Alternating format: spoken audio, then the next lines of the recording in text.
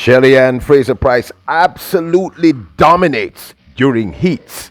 Welcome back to the channel, people. Welcome back to the channel. If this is your first time here, thank you for making it Peter Lloyd World. Now go ahead, please hit the subscribe button so we can continue to grow. When you do that, go in and hit the notification bell so you know when the next video drops. We drop a video at least once a day here on Peter Lloyd World. Also, if you enjoy the content, please hit the like button. And finally, leave your comments after this sports analysis where we take a look at and we break down the races. Then we take a look at your comments. So stay until the end. You just might hear from yourself. Una ready? Yeah. Good to go. Okay, first up, disclaimer. Because the persons who own the content of this meet have an exclusive to it, we simply cannot show you the race. Let me just say it straight up. In fact, I don't think anybody can show you the race. And if they show you the race, they're taking a massive, massive hit and a chance. Because if we are caught showing this race, we could literally get a strike, which could end up causing us to lose our channel. So let me just tell you this straight up, my brothers and my sisters, kings and queens.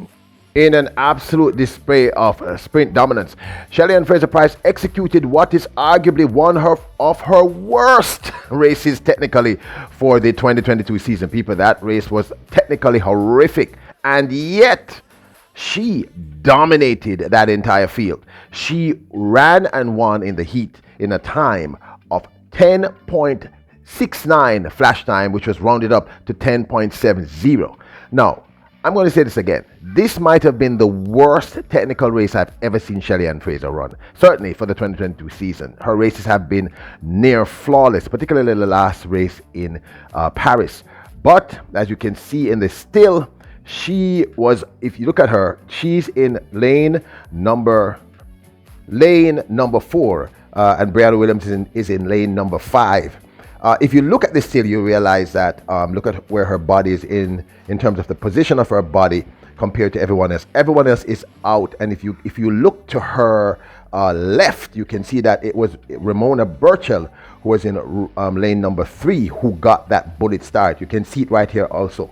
Burchell is out like a bullet. In fact, I have to commend Ramona Burchell. We've been talking about her on this channel, and she put down some good sprint display in that first few seconds of the race. She was up on the field, and of course within the first 30 to 40, by 40 meters in, Shelly and Fraser Pryce was back in command, and by the 60-meter mark was simply moving away from the field with Brianna Williams behind her. It really was not her best technical race, but what was flabbergasting is that she ended up running the flash time. Actually, you should have heard the gasp in the National Stadium. You know, people literally gasped. The flash time was actually 10.69, which was rounded up to 10.70. People, she has ran 3 100 meters, and the 3 100 meters thus far have all been sub 10.7. That is remarkable. She was absolutely dominant and showed her class. Now, I know that some of you are going to say the race wasn't that bad, but Shelly and Fraser Pryce's races are almost technically perfect. She's a master technician, and this really was not her best showing for whatever reason. But in the end, it doesn't matter. In the end, it doesn't matter simply because she won. She won in dominant form, and she won, would say by a landslide. She was way ahead of the rest of this field. 10.70 in the heats, people, in the heats. And she looked comfortable going through that line. Very, very comfortable. We had wondered why she was going to run the 100 meters. And in fact, we thought that she shouldn't be running the 100 meters. But after seeing this display, I need to, look, people, made it wrong. Okay, I was wrong. I'm a big man. I can concede when I was wrong. She just looked remarkable. Every race that she has ran, she doesn't even look winded. How do you run from the back of the pack, which is not something that Shelly and Fraser Pryce actually normally does, and run a 10.70, and you don't look winded? What's going on here? What's happening? It just remarkable. Now, when I talk about her technical proficiency, look back at her race in Paris. It was literally a perfect race. It was a textbook perfect sprint.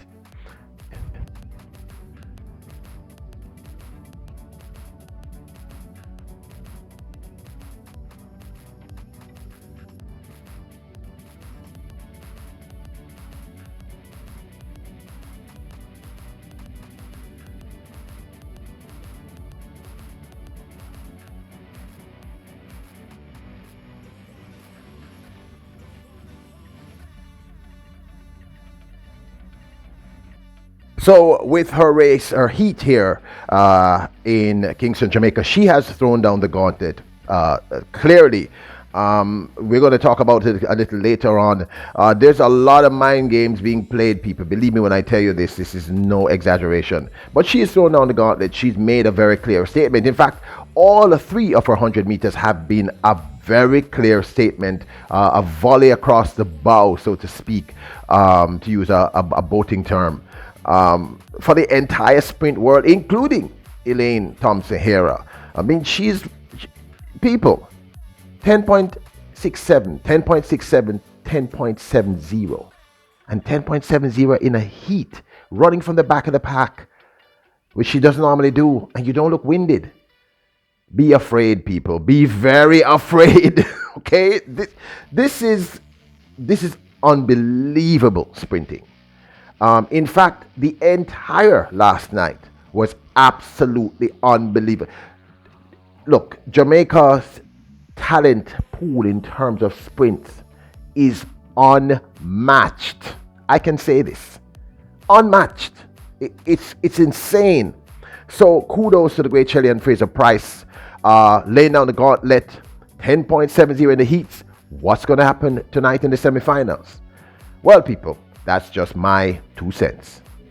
Now let's take a look at your comments. Natania Foster says, why do you keep stressing about her age? She's in the shape of her life and fitter than most of the younger runners. If she wasn't fit, then she wouldn't be getting those times. Stop talking about her age and let the lady run. You are not the one coaching her, so they most... I'm assuming Queen Natania meant so they must know what they are doing. Okay, let me address this. Queen Natania Foster. Life is about perspective. One, we do not do negativity here. Not at Peter Lloyd World.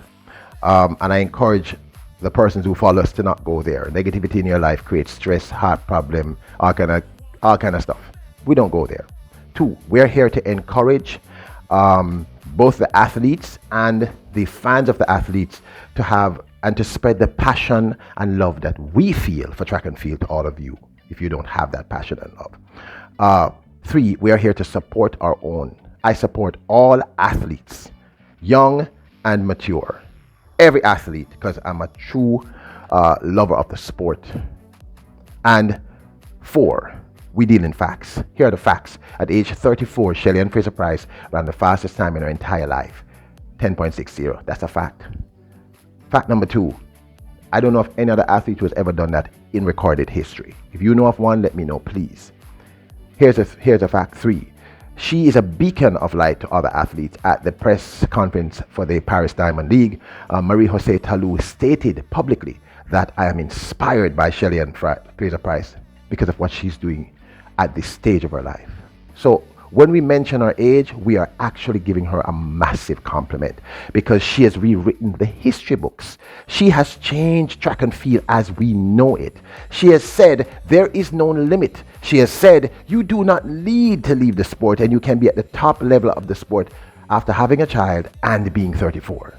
So please do not misinterpret. We are massive fans of this young lady. We are massive fans of all our Jamaican athletes. And to be frank with you, we are massive fans of all athletes across the globe. So I hope we've clarified that. I send love to you, my sister. Big up yourself, Queen Natania. Now, don't forget to hit the subscribe button, hit the notification bell, hit the like if you enjoyed the video, leave a comment. Remember, you are royals, kings and queens. Bless up!